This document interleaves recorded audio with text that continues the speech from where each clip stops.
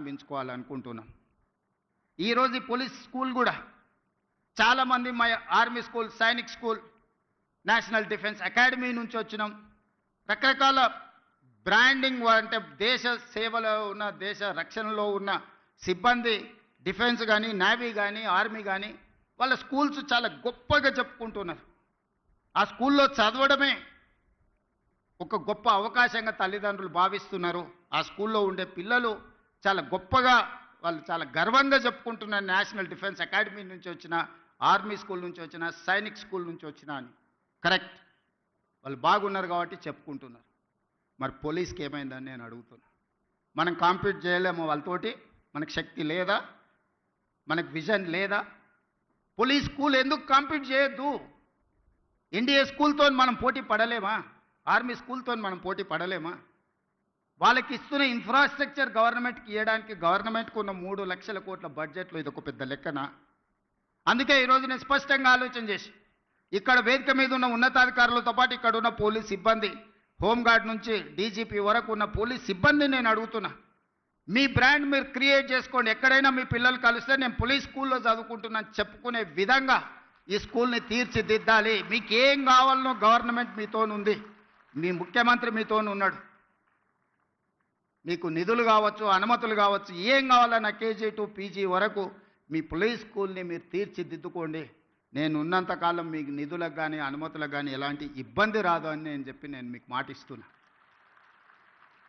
ఎందుకు మీ పిల్లలు ఆత్మ న్యూనత భావంతో బాధపడాలి? మా తల్లిదండ్రులు పోలీసు ఉద్యోగాలు చేసుకుంటున్నారని చెప్పుకోవడానికి ఎందుకు వాళ్ళు వెనుకంజ వేయాలి? ఈ సమాజంలో అందరికంటే ఎక్కువగా సేవలు అందిస్తున్నది, అందరికంటే ఎక్కువగా రక్షణ కల్పిస్తున్నది, అందరికంటే ఎక్కువగా పేదలకు ఉపయోగపడుతున్నది పోలీస్ శాఖ. కానీ అది ఎందుకు మీరు మీ బ్రాండింగ్ మీరు ఎందుకు చెడగొట్టుకుంటున్నారని నేను అడుగుతున్నాను. అల్టిమేట్గా ఏ ఆఫీసర్ అయినా, ఏ చిన్న చిరుద్యోగి అయినా వాళ్ళ జీవితం అంతా కష్టపడేదంతా వాళ్ళ పిల్లల కోసమే కదా.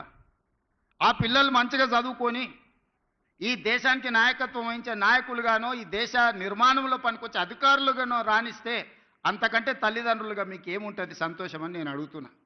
అందుకే ఈ పోలీస్ స్కూల్ మన అందరి బాధ్యత. దీన్ని తీర్చిదిద్దడం అనేది మన సోషల్ రెస్పాన్సిబిలిటీ. నేను విశాల్ గోయల్కి నేను సూచన చేస్తున్నా. ఎందుకంటే సిలికాన్ వ్యాలీతో పోటీ పడే విధంగా షామీర్పేటలో ఫార్మా సైడ్ వీళ్ళు ఒక ఇన్ఫ్రాస్ట్రక్చర్ అంతా క్రియేట్ చేసిండ్రు. ఈరోజు ఫార్మా అంటేనే ఈరోజు వ్యాక్సిన్లో కానీ, బల్క్ డ్రగ్లో కానీ హైదరాబాద్, తెలంగాణకు ఉన్న ఇంపార్టెన్స్ మీకు అందరికీ తెలుసు. అందుకే కార్పొరేట్ కంపెనీలతో మాట్లాడండి. ముఖ్యమంత్రిగా నేను అనుమతిస్తున్న డీజీపీ గారికి, సివి ఆనంద్ గారికి, ఇక్కడ ఉండే ఐటీ కంపెనీల నుంచి ఫార్మా కంపెనీల వరకు పిలిచి మాట్లాడండి. వాళ్ళ కార్పొరేట్ సోషల్ రెస్పాన్సిబిలిటీ ఫండ్స్ని పోలీస్ స్కూల్లో డిపాజిట్ చేసే విధంగా వాళ్ళని మీరు మాట్లాడండి. ఈరోజు ఇంత ప్రశాంతంగా ఇన్ని వేల కోట్ల టర్నోవర్ ఉన్న కంపెనీలు సైబరాబాద్ కమిషనరేట్ పరిధిలో నడుస్తున్నాయంటే పోలీసు రక్షణ లేకుండా, పోలీసు భరోసా లేకుండా ఈ సంస్థలన్నీ నడుస్తున్నాయా? మరి వాళ్ళ కార్పొరేట్ సోషల్ రెస్పాన్సిబిలిటీ అంటే పోలీసు పిల్లల చదువులకు అవసరమైన సహాయం అందించడం వాళ్ళ బాధ్యత కాదా? అందుకే ఈరోజు ప్రభుత్వ పరంగా ఎవరితో మాట్లాడాలో నాకు చెప్పండి. ఎవరితో అయినా నేను మాట్లాడతాను. మీ ఇన్ఫ్రాస్ట్రక్చర్ కాకుండా ఒక 100 కోట్లు మీ కార్పస్ ఫండ్ క్రియేట్ చేసుకొని ప్రతి రూపాయి కోసం గవర్నమెంట్ వైపు చూడొద్దు. బోర్డ్ ఆఫ్ డైరెక్టర్స్ కూర్చొని 100 crores మీ దగ్గర ఉంటే అందులోకి వెళ్ళి ఎవ్రీ ఇయర్ మీరు అకాడమిక్ ఇయర్ ప్లాన్ చేసుకోండి. ఆ బడ్జెట్ల నుంచి ఎట్లా ఖర్చు పెట్టుకోవాలో మీరే సొంతంగా నిర్ణయం తీసుకోండి. కార్పస్ ఫండ్ క్రియేట్ చేయడానికి అవసరమైన అనుమతులు ఏం కావాలో నాకు చెప్పండి. ఆ అనుమతులన్నిటిని ఇచ్చే బాధ్యత నాది. యంగ్ ఇండియా అనే title, I have not created this title. Mahatma Gandhi has created this title 1921 నుంచి 1930 వరకు, 1931 వరకు 10 years స్వతంత్ర పోరాటంలో ఒక పత్రికను నడిపిండు. ఆ పత్రిక పేరు young India. That was the voice of India. ఈ భారతదేశం యొక్క ఆత్మ యంగ్ ఇండియాలో ఉంది. యంగ్ ఇండియా సృష్టికర్త మహాత్మా గాంధీ. ఆ స్పిరిట్ నుంచే, ఆ స్ఫూర్తి నుంచే ఈరోజు యంగ్ ఇండియా బ్రాండ్ తెలంగాణ రాష్ట్రంలో క్రియేట్ చేసుకున్నాం. అందరు ముఖ్యమంత్రులకు ఏవైనా వ్యవసాయం ఉండొచ్చు, సాగునీరు ఉండొచ్చు, భోజనం పెట్టి ఉండొచ్చు. My brand is education and employment. ఈ దేశ భవిష్యత్తే తరగతి గదుల్లో ఉందని సంపూర్ణంగా నేను నమ్ముతున్నా. ఈ తరగతి గదులను బలంగా నిర్మించినప్పుడే ఈ దేశ భవిష్యత్తు ఉజ్వలంగా ఉంటుంది. Health, education and employment is my brand. Young India is my brand. దీనికి అన్ని రకాలుగా మా ప్రభుత్వం మీకు సహకారాన్ని అందిస్తుంది. తక్కువ సమయంలో ఇంత మంచి క్యాంపస్ని క్రియేట్ చేసినందుకు అందరినీ మనస్ఫూర్తిగా అభినందిస్తూ పోలీస్ శాఖ సిబ్బందికి అందరికి సూచన చేస్తున్న మీ పిల్లల్ని ఇక్కడ చేర్పించండి. వీలైనంత మేరకు మీ పిల్లల్ని ఇక్కడ చదివించుకోవడం ద్వారా మీ పిల్లల భవిష్యత్తును తీర్చిదిద్దుకోండి. గోయింగ్ ఫార్వర్డ్ ఏ విధంగా వాళ్ళకి ఇంకా మెరుగైన వసతులు ఏర్పాటు చేయాలనో అన్నిటినీ ఆలోచన చేద్దాం. ఎడ్యుకేషన్ విషయంలో ఏమాత్రం కాంప్రమైజ్ కాకండి. మనం నిర్మాణం చేసుకుందాం. పోలీస్ శాఖలో ఈ మధ్యలోనే క్రికెట్లో వరల్డ్ కప్ ఆడిన సిరాజుద్దీన్ ఈ has passed maybe 12th class. అన్ని ఎగ్జామిషన్స్ ఇచ్చి క్రికెట్లో రాణించినందుకు డిఎస్పీ కార్డర్ పోస్ట్ మీ డిపార్ట్మెంట్లో ఇచ్చిన.